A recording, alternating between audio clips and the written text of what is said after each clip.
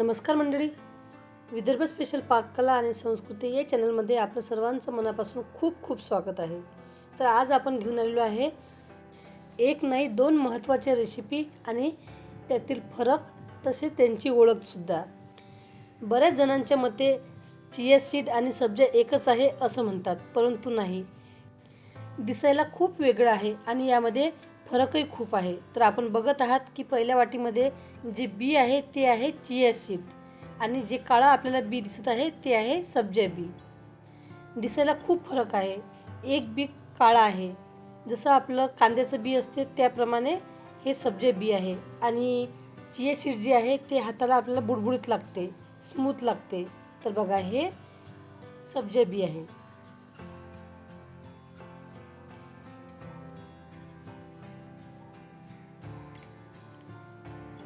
आणि हे आहे चिया सीड. तर हा झाला दोघांमधला फरक. तर नेमकं चिया सीड काय आहे आणि सब्जा बी काय आहे हे तुमच्या आता लक्षात आलं असेल. तर याचे गुणधर्म काय आहे तर ते आता आपण जाणून घेऊ. सब्जा आणि चिया सीड यातील महत्त्वाचा फरक म्हणजे सब्जा हा लगेच पाण्यात भिजतो. 5 ते 10 मिनिटात तो मस्त फुलतो आणि पाण्यामध्ये भिजतो. सब्जा हा थंडावा देतो. आपल्या शरीराला उष्णतामध्ये थंडावा देण्याचं काम सब्जा करतो. याच्यामुळे आपलं पचन सुधारते. वजन कमी करण्यास सब्जा हा मदत करतो. आता आपण सब्जा भिजवणार आहे, त्यामध्ये पाणी टाकलेलं आहे आणि चिया सीडसुद्धा भिजवून घेणार आहे. चिया सीड भिजायला 2 ते 3 तास याला सहज लागतात. यामध्ये आहे ओमेगा 3 प्रोटीन आणि फायबर भरपूर. याच्या सेवनाने आपलं पोट दीर्घकाळ भरलेलं वाटते. हार्ट हेल्थसाठी हे खूप फायदेशीर आहे. सब्जामध्ये पाणी टाकताबरोबरच तुम्हाला 1 ते 2 मिनिटांमध्ये हा आता भिजत चाललेला आहे असं आपल्याला दिसते बघा. जवळजवळ दोघांचेही गुणधर्म समान आहेत. जसे की वजन कमी करण्यामध्ये उपयुक्त, पचन सुधारतात, शरीर डिटॉक्स करण्यात मदत करतात, त्वचा आणि केसांसाठीही दोन्हीही हे बियाणे चांगले आहेत. म्हणून जरी याचे गुणधर्म समान असले तरीही चिया सीड हे समान नाही, भिन्न आहेत. सब्जा आणि चिया सीड भिजून 2 तास होत आलेले आहे. तर आता कुठे चिया सीड हे चिकट झालेले दिसते. एक याच्यामध्ये जेलीसारखी पातळ आवरण तयार झालेलं आहे. म्हणजे अजूनही आपण अर्धा तास याला भिजवून ठेवू शकतो. आणि सब्जा सीड बघा, सब्जा बिया पूर्णपणे भिजलेली आहे, मस्त जेलीसारखे झालेले आहे आणि त्याच्याभोवती पांढरं आवरणसुद्धा तयार झालेलं आहे. आता सब्जा कशामध्ये वापरतात तर सब्जा शरबत किंवा फालुद्यात वापरतात.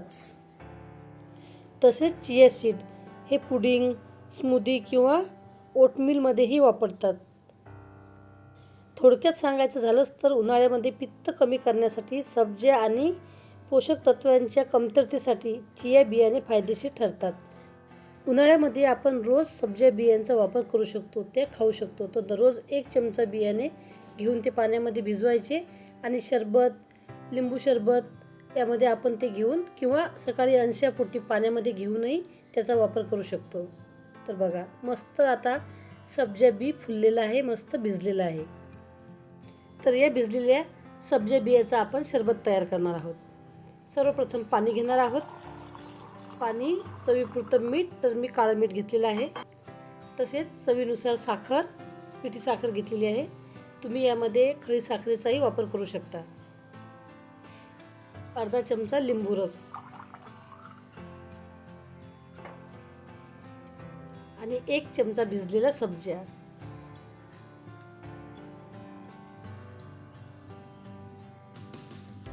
शक्यतोवर तुम्ही मटक्यातलं थंडगार पाणी घ्या आणि त्यामध्ये हे सगळं जिन्नस टाकून प्यायला घ्या.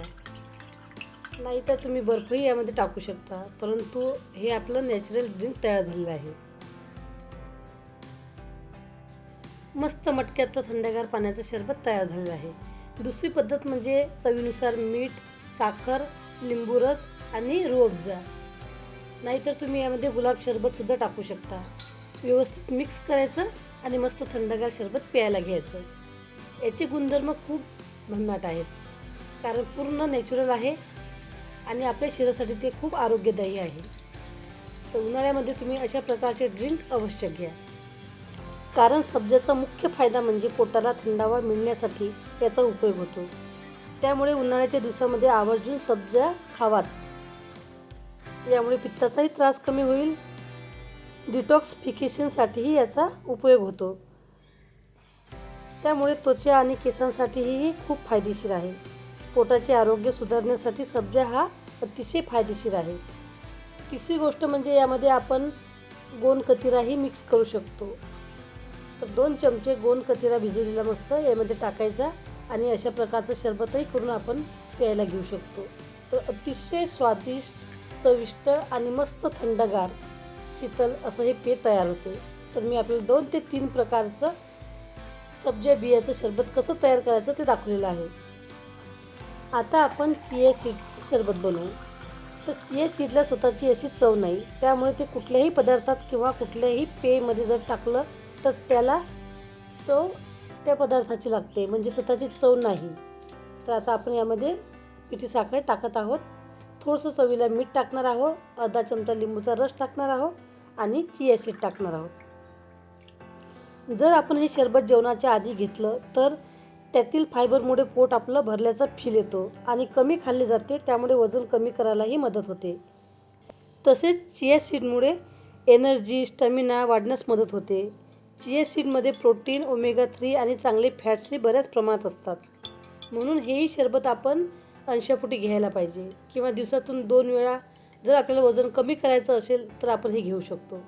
तर आपलं सब्जाचंही सरबत तयार आहे आणि चिया सीडचंही सरबत तयार आहे. अशाच प्रकारचे नवनवीन पारंपरिक हेल्दी आणि टेस्टी रेसिपी जर तुम्हाला आवडत असतील, बघायची इच्छा असेल आणि आतापर्यंत जर तुम्ही माझ्या चॅनलवरती नवीन असाल, सर्वप्रथम चॅनलला सबस्क्राईब करा. बाजूला घंटीचं बटन असते त्याच्यावरही क्लिक करा, जेणेकरून जेही व्हिडिओ मी अपलोड करेल त्याची माहिती म्हणजेच नोटिफिकेशन तुमच्या मोबाईलवरती लगेच येईल आणि येणारे पुढील व्हिडिओ तुम्ही न मिस करता सहज बघू शकाल. रेसिपी आवडली तर रेसिपीला लाईक करा, कमेंट करा, शेअरसुद्धा करा. धन्यवाद मंडळी.